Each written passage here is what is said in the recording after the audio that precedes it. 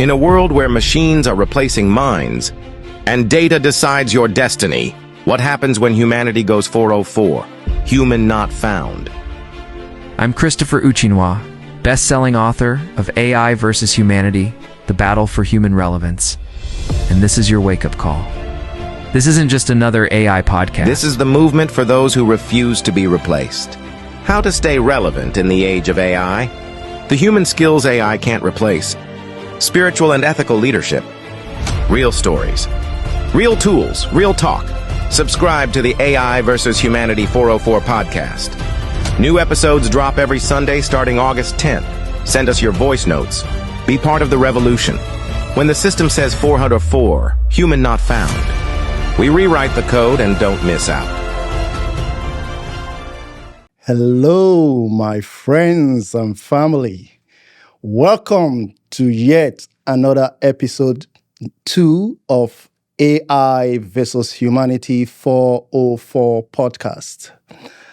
Last week, we did the premiere of the episode 1, where I talked about AI vs. Humanity 404, how I went on to explain why we shouldn't see 404 as a warning that has become a threat to humanity.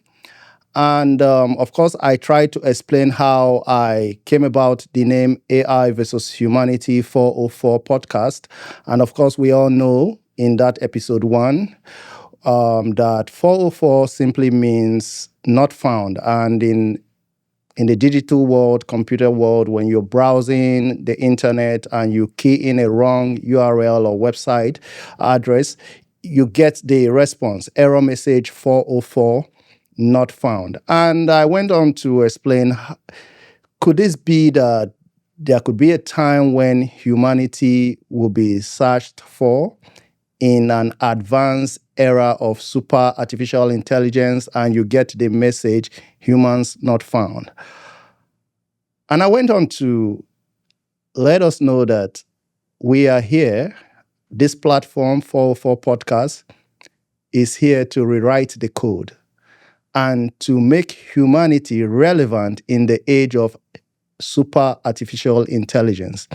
And why I'm setting up this platform is to help humanity to reinvent themselves, reskill, upskill, including businesses, so that they will stay relevant in an age where super intelligent machines have reshaped the way we think, the way we work, the way we do things, disrupting every aspect of our humanity. So I'm breaking this podcast down and making it so simple such that the layman out there in the street will understand what we're talking about. I'm not going into any technical detail. Yeah, I'm a technical person. I'm into technology. I'm not going into any technical details. I'm going to keep it very simple, because if I could explain artificial intelligence to my 9-year-old kid, it means that anyone listening to this podcast will understand what artificial intelligence is all about. And we also understand where we are and where we are heading. So I say welcome once again.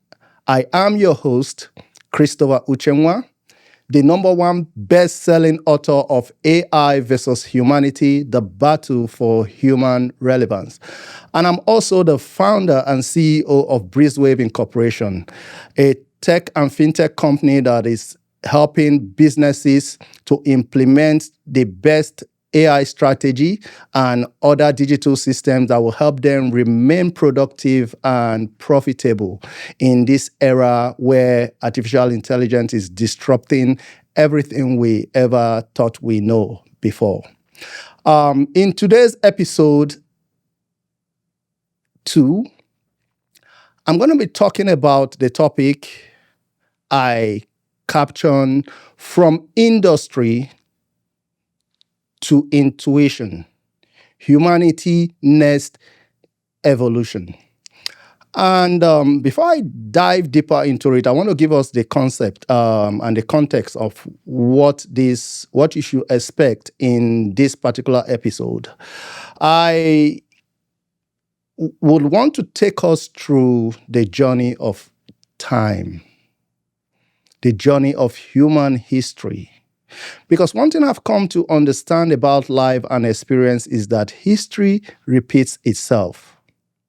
And if you as an individual can understand history and also understand the concept of time, you will be able to control your reality and rule your world, and you will always remain relevant in every era of disruptions and revolution that is going on. Having the ability to understand time and history. So what am I trying to say in effect? What I'm trying to say is this. I want to take us through the journey of time, through the journey of human advancement in terms of the different phases of revolutions that have happened in the time past in human history. And what that implies is this. I want to break down what time means. Time in itself is an illusion. Illusion in the sense that Albert Einstein once said that time is relative. And it's true, it's an illusion. Because right now, if you look at the time, this is 4:31 p.m., Toronto, Canada, Eastern Time, right? Someone in another region, in another country, in another continent is having a different time perspective, right? It's not exactly the same. Some are depending on your time zone. Canada has 6 different time zones based on the provinces where you are, right? So time in itself is an illusion, and I want you to start seeing time differently. If you understand this concept I want to explain to you right now, you'll start seeing time differently. Let me give you an example why time is an illusion. There are 3 quantum of time. You have the past, you have the present, and you have the future. These are the 3 quantum of time. But the only real time that exists is the now, which is the time that creates both the past and the future. Now, let me go deeper into this.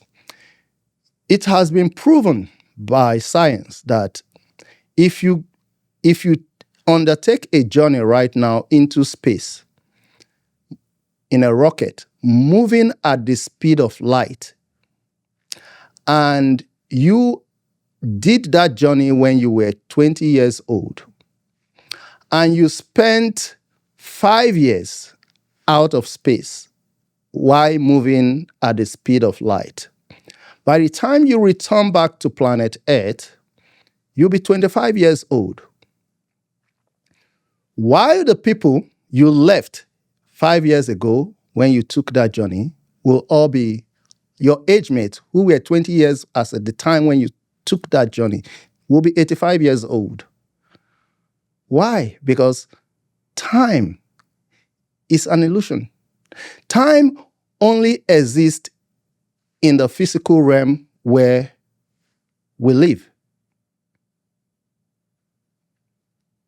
And in the outer space there, depending on your belief or whatever you want to believe, I come from a background where I believe in spirituality. In the spirit realm, time doesn't exist in that realm. It only exists in this physical realm of space, time, and matter. So now, going back to time, I want to take us when humans were, starting the journey of human evolution. There was a time when humans were, just hunters. And as at that time, what serves humans most the ones that control the society, the ones that controls the kindred, the ones that controls the communities are the ones that are skillful in what they do in terms of hunting, because that was what humans do. They were hunters and they were farmers. So the most skillful hunter, right, is the one that controls the community, and also because he's able to provide, use his skills to provide, and is able to control the community, have more, women who are naturally given to him or who give themselves to him, right? The same with the farmers who could feed the community as well because of their skills. Now, going to when in the 1700s and the 1900s, between the 1700s and the 1900s, when the Industrial Revolution happened, that was the first time when humanity experienced a very, very disruptive shift and change in how they do things. During the Industrial Revolutions, machines were built to be used in industries and in the factories. And as at then, humans were still in the farm. They were still doing handmade work, handcraft, blacksmith and stuff like that, creative activities. But the Industrial Revolution came and took away that handcraft, that human creativity from them. But there was a problem with Industrial Revolution when it happened. The pioneers of the Industrial Revolution, as at then, they had a problem, a challenge of having humans and people to be able to use the machines they created in the factories and industries. And what did they do? They created an educational system that will train humans to be effective for the industries. And what did that education system do as at then? The education system, which is still the curriculum, funny enough, that is still the curriculum we are still running as at this time and era and age. The education system that was created during the Industrial Revolution created humans that are meant to do repetitive tasks, follow rules, follow orders. Do not think. Just follow the rules, follow the order, be able to use the machines, be able to, be useful and add value to factories and industries. That was what it did. And as at then, those individuals that refused to adapt to the Industrial Revolutions, they were left behind. They became irrelevant. The blacksmith out there, and the cobbler, the shoemaker, or whatever you want to call them, the handcraft skills that were still producing, taking time to produce one item or produce handmade shoes, handmade bag, or fabric, they were overrun by industries and factories that could produce this same item in mass quantity and mass productions.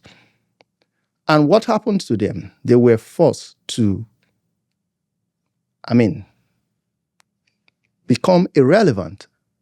There was nothing they could do as at that time. They were pushed into poverty. They were pushed into extinction. And the only people that could thrive as at that era were the ones who adapted to the Industrial Revolution that was happening. So they went to the school that was set up. They learned the new skills, how to work in factories and machines, and they were able to add value to the system and become productive. And they continued to be relevant. Then came the digital age, which happened after the 1900, 1960, 70, as a then up to, which ran into the 2000s. That age became the age of digital revolution, the age of information revolution, where humans were meant to learn new skills that the machines that were created in the industrial revolutions couldn't do. And those skills were all about information analysis, information technology. That was the era when personal computers were introduced to the homes. IBM, as at then, was the first company to produce the processors that run personal computers that you're using today. Then came industrialists and tech individuals like Bill Gates, Steve Jobs, right, who made personal computers readily and available in every homes. As at then, computers were not something that is readily available to people. You see a computer processing unit, very gigantic, very big. Then it's only big industries that can have such processing unit in their back end offices, right? But Bill Gates, Microsoft, Apple, in the 1970s, 1980s, introduced personal computers. And that changed the way humans were meant to work. A new skill system was introduced to humans, which involved learning how to work in the office, transitioning from muscles that was initially being used in the Industrial Revolution to power and drive machineries, to using the brain. White-collar jobs were created. Offices were created. The way jobs were being done were made much easier by the digital revolution. And that also came with its own disruption as at then, because a lot of disruptions were experienced during the digital revolution.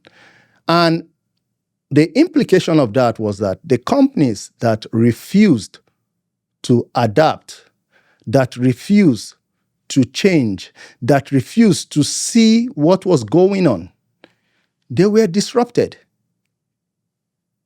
They were taken out of existence. They died. They literally died. They went bankrupt. Take, for example, Kodak. Kodak then was a very big company that was into the production of photography. They produced like the film, they produced the camera, right? So they produce film, they produce camera, they are more into that kind of production. And Kodak itself, as a company, controlling over 90% of the market share as a then in the world, they were more interested in producing camera and producing the film for those cameras, because the film became the consumables, the consumable of the camera they produce. So they are making more sales, and they were making a lot of billions out of their production. A particular engineer in Kodak actually developed a digital camera. And when he made that presentation to Kodak executive, they were not ready. They didn't see the need to pioneer that digital transformation that was going on. They said, no, this idea, we're not going to do it, because if we do it, it's going to kill a very important area, a revenue-generating area of our company, which is the consumable, the film, and other things like that. So, not knowing that the person who developed that digital camera is already moving in line with the digital revolution that has kicked off, Kodak didn't implement that. Fast forward 5-10 years later, when other companies and competitors came into the scene, they built the digital cameras. And by the time Kodak was coming into the scene, it was too late for them. This was an idea they built themselves, but they couldn't implement out of fear. So what does that mean? It means time. They failed to understand the concept of time. Because if they had a very good understanding of the concept of time, based on how I've explained it, the past, the present, and the future. And the present, which is now, creates both the past and the future. If they had that understanding, they would have innovated, iterated, and be the pioneer of that digital creation and change the way they do things. Because one of the problems I see with a lot of individuals and companies is that change is a difficult thing. I don't blame them. Yes, it's true.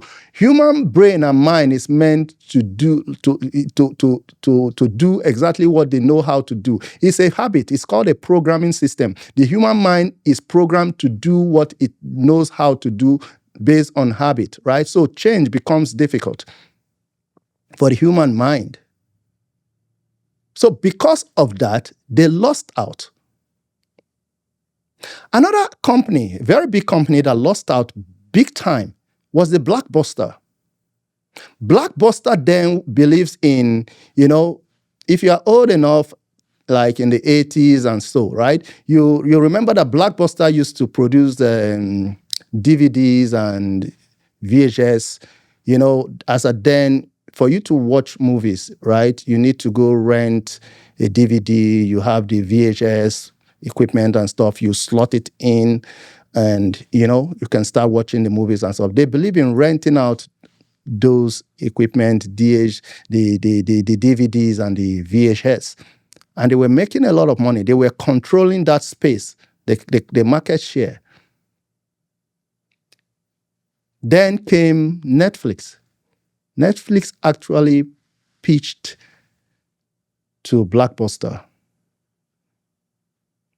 But Blockbuster didn't see that as, man, what are these people saying, right?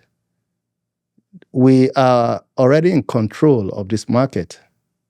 And you want us to leave the DVD and the VHS product that is giving us major capital earnings to come and start doing like subscription-based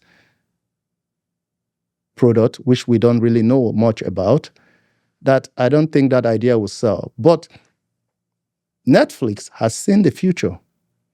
Netflix continued to do what they are doing. 10 years later, Blockbuster became bankrupt and they died. Today, Netflix has taken over as a result of the digital age and era. Now, there are other areas that were disrupted. For example, let's talk about BlackBerry and Nokia. You guys remember the Nokia company, right?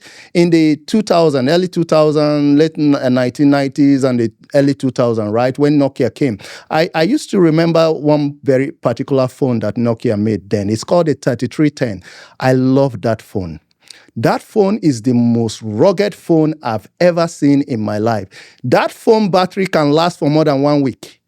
If you are lost in a desert for 1 week, that phone can see you through that 1 week before they find you. The battery never dies. And there's one funny thing about that phone that I remember so much. If you put the phone on the table and a call is coming in, the vibration that phone gives, the whole table will be shaking like, oh my God, like there's an earth trauma happening around. It's very funny, very rugged phone and very strong. That phone can fall from 20-story building and it will not split. The technology was very strong, running on Symbian operating system. Nokia was controlling a good market space. The same with BlackBerry. That was the era when BlackBerry was more focused on the corporate world, government, and all this thing. Then, I was still in the corporate world working with some big enterprise then, and every corporation then buys BlackBerry for their employees. I mean, like if you get to a certain level, like maybe senior employees level, they will give you BlackBerry because it has a very good emailing system, and it has this the keys, the physical keys you could use and press and something like that. And it was really good. I mean, the BlackBerry operating system was very good. They were controlling the market space for the corporate world. Then came this smart guy, Steve Jobs. Steve Jobs introduced the smartphone touchscreen product. And as at then, when he was selling that idea to Bill Gates looked at him and told him that, look,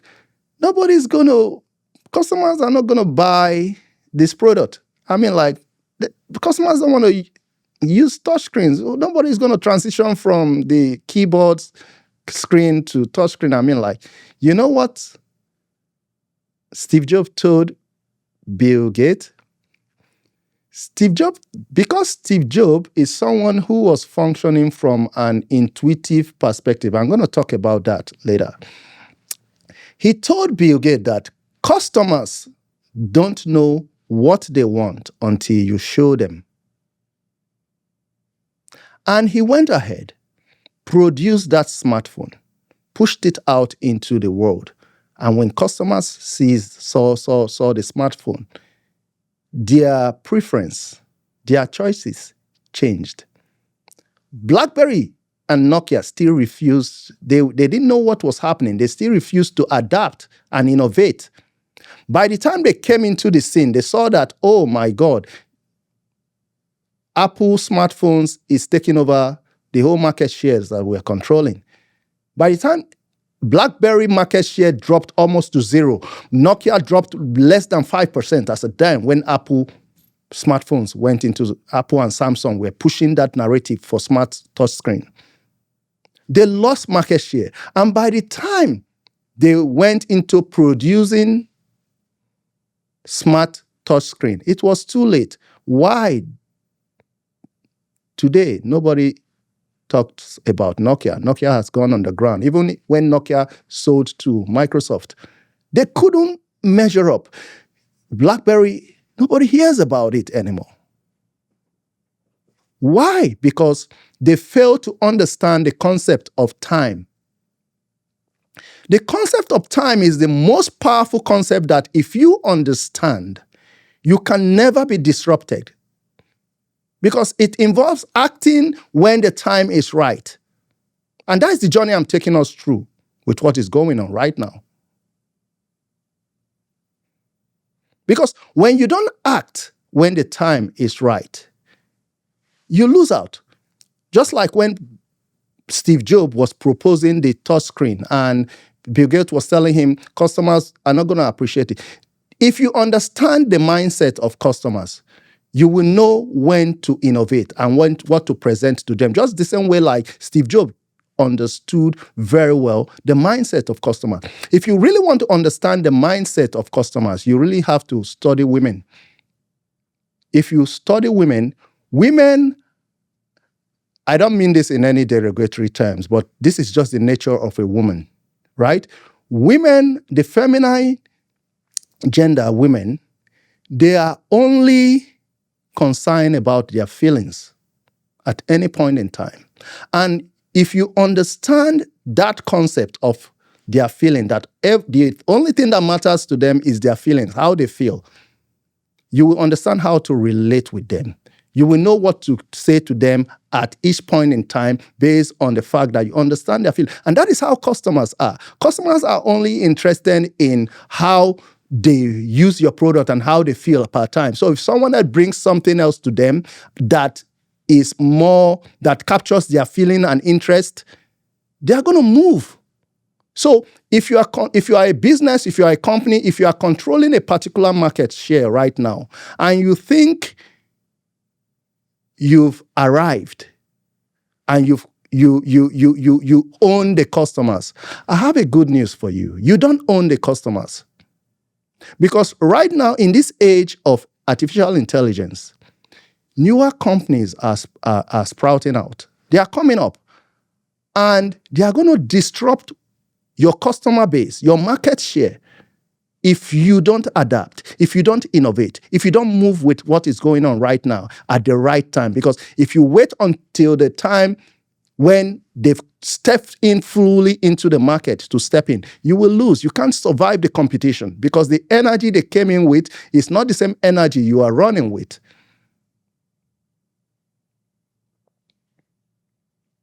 So that is the power of disruption that happens at every stages of every revolution. Now, let me take us back to now. I've talked about the past. Now I'm coming to now. And when I'm done with it now, we go into the future.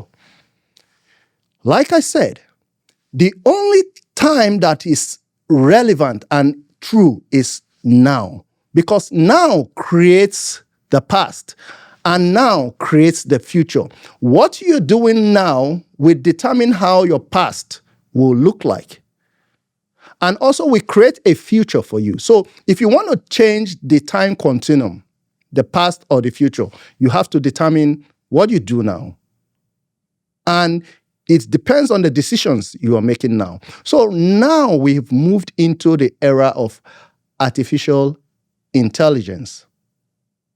This is the era where humans have created a thinking machine.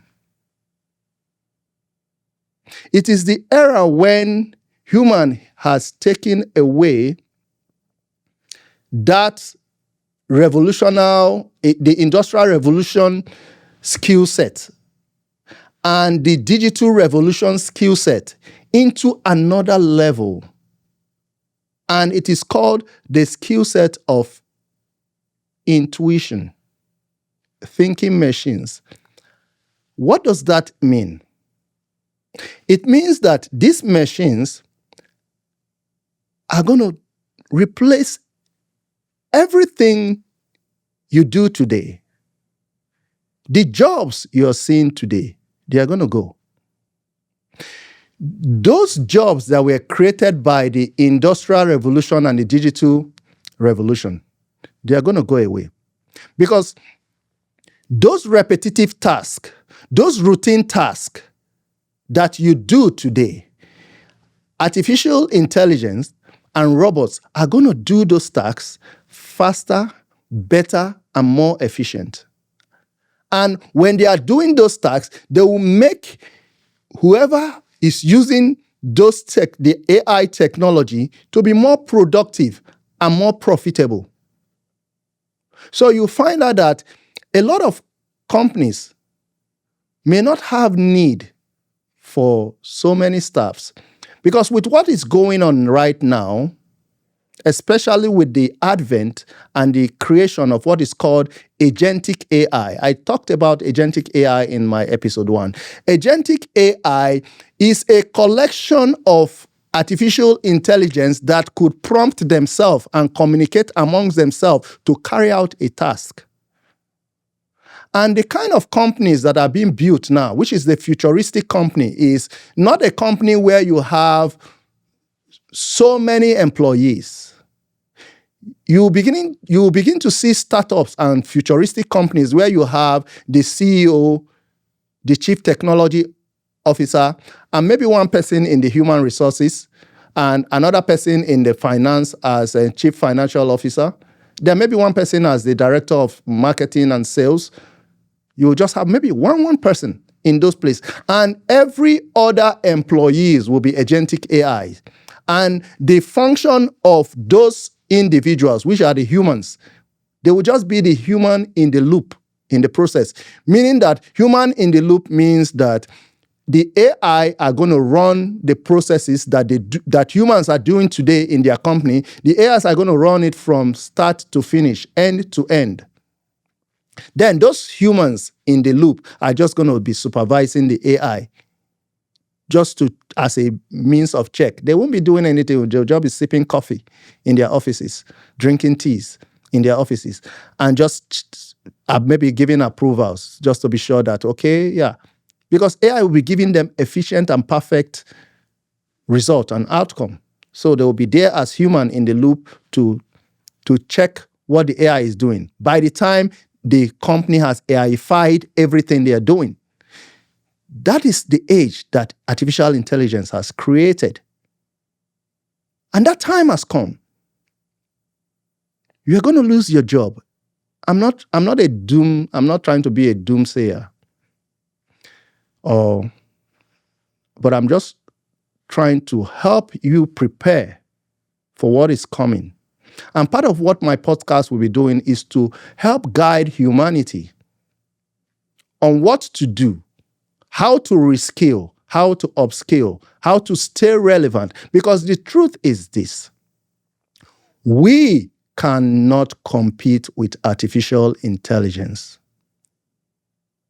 Because artificial intelligence will do those routine tasks, all those kind of jobs created by industrial revolution and digital revolution. Artificial intelligence is going to do those tasks perfectly well, better than humans, more efficiently, more productively, and makes companies more profitable. And if you know the reason why companies are set up, this, in summary, a company is set up to make profit.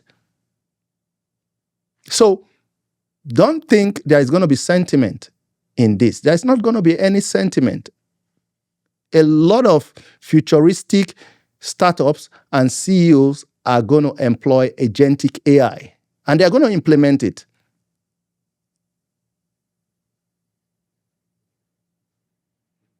That is the future that is coming. That is what is coming right now.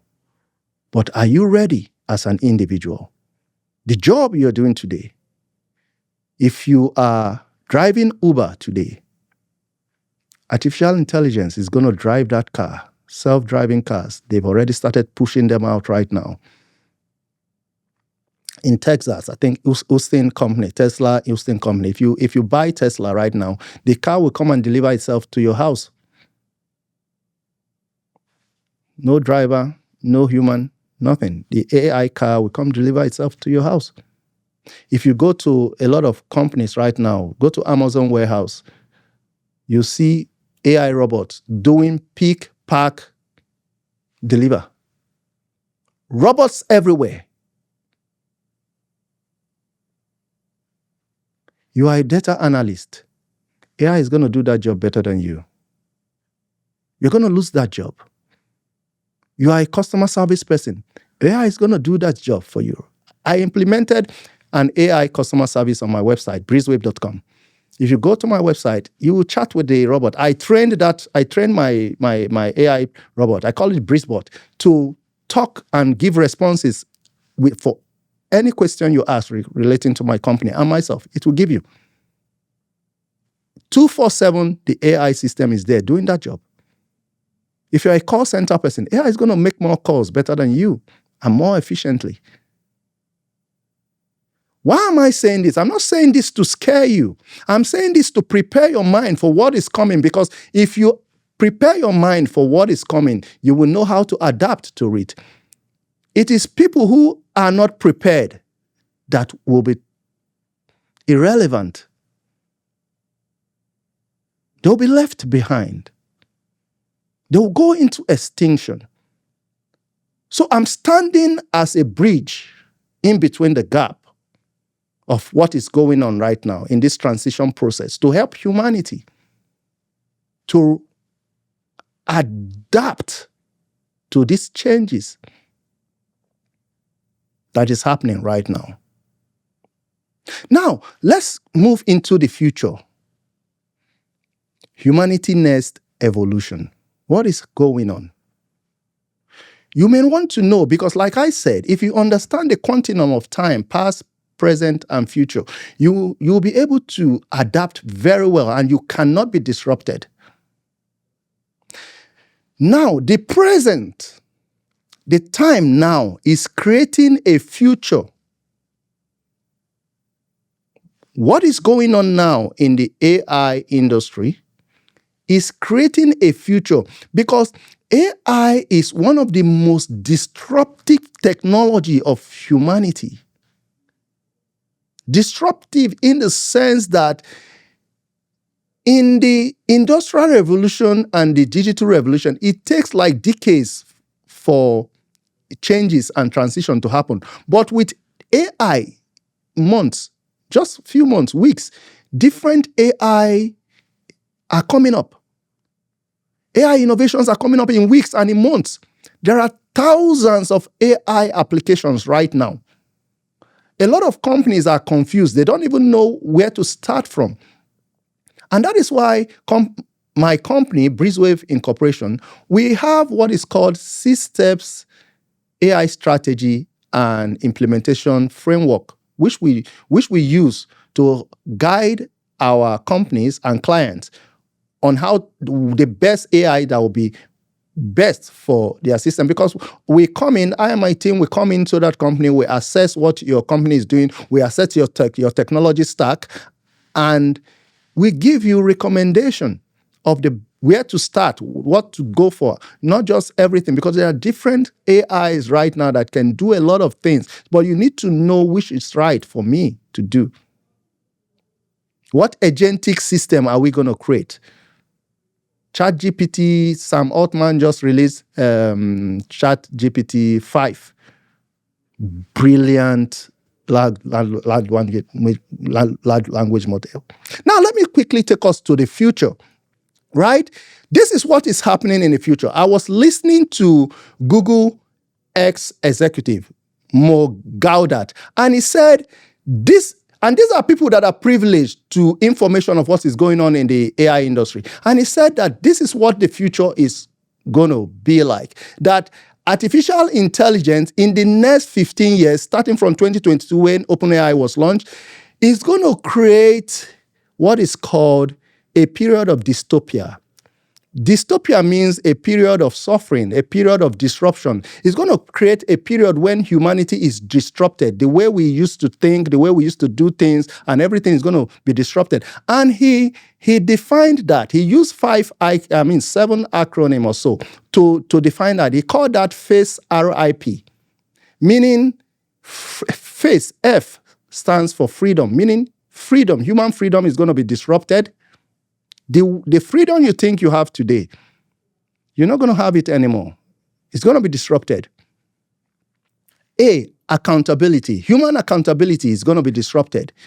Because the people who are there is a race now for who is going to control artificial general intelligence, super artificial intelligence. Any industry, country, or company that is able to control that platform is going to lead. And they are not going to be accountable to you. They are just going to create things and give it to you.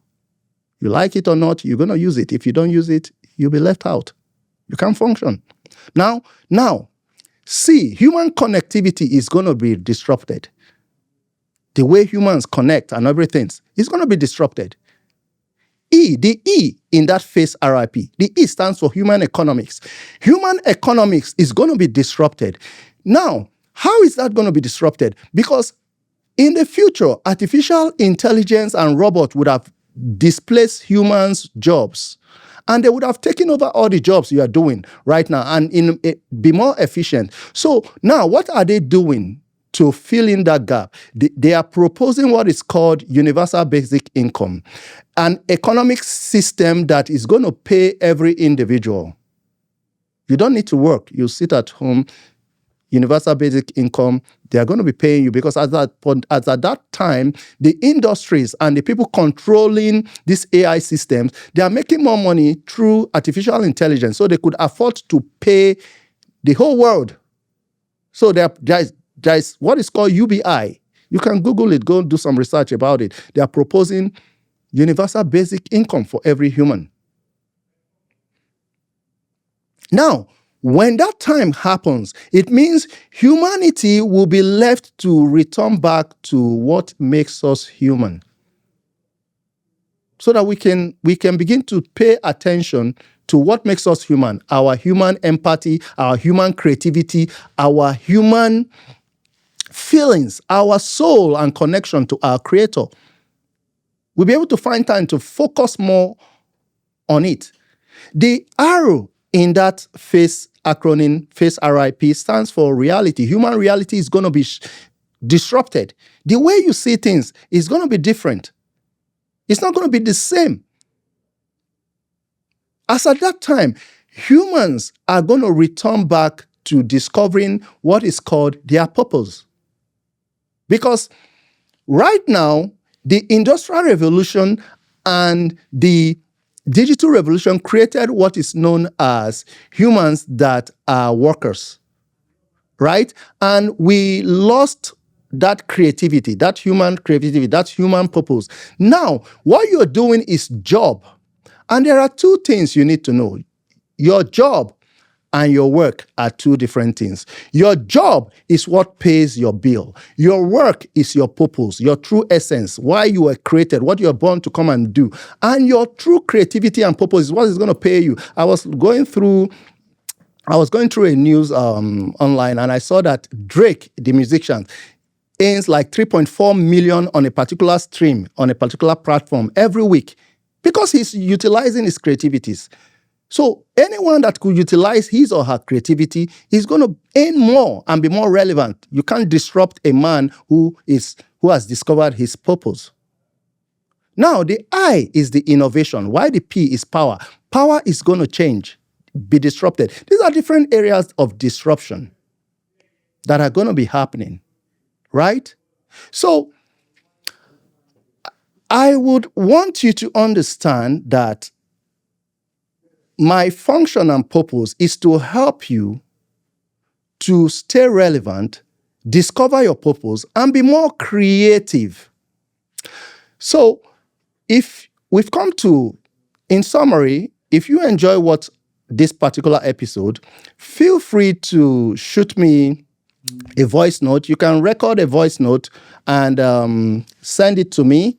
And my team, we're going to review it. And if it's very okay, maybe spend like 60 seconds to record that voice note. If it's okay, we are going to play it in the next episode.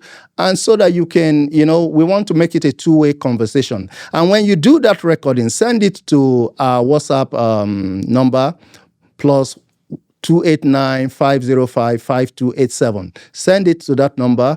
And feel free, you can go download a free copy of my book on my author website, AIvsHumanity.ca.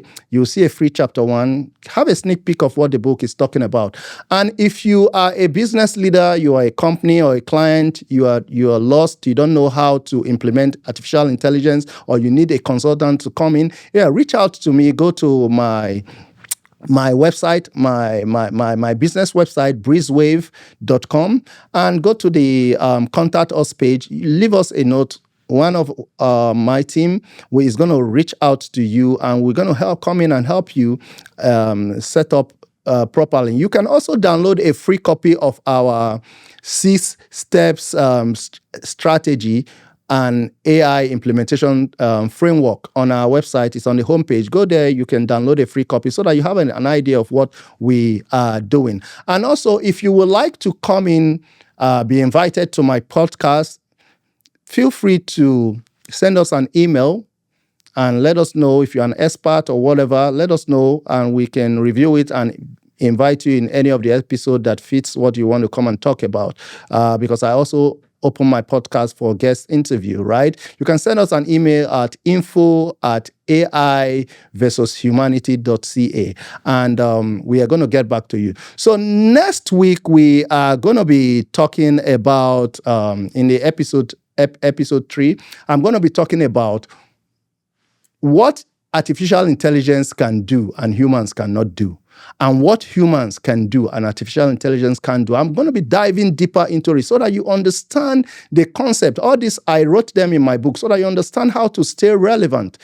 in the age of artificial intelligence. Thank you again for listening. See you next week in next episode. Thank you. In a world driven by artificial intelligence, where speed is prized over soul, and machines are learning faster than humans are evolving, what happens when the system no longer recognizes you? When the screen says, 404, human, not found. I'm Christopher Uchenwa, best-selling author of AI vs. Humanity, The Battle for Human Relevance. And this podcast is your wake-up call. We're not just talking AI, we're fighting for our place in the age of machines. Every week, I'll break down what AI means for your job, your family, your identity, and your future. From ethics to intuition, from survival to spiritual awakening. Real stories, real tools, real truth. Because while others are being replaced, we're getting repositioned. And while the world panics, we'll evolve. Subscribe now to the AI vs. Humanity 404 podcast. New episodes drop every Sunday starting August 10. Send us your voice feedback on WhatsApp, +1 289 505 5287. Want to be a guest? Reach out. info@AIvsHumanity.ca. When the world says 404, human, not found, we rewrite the code.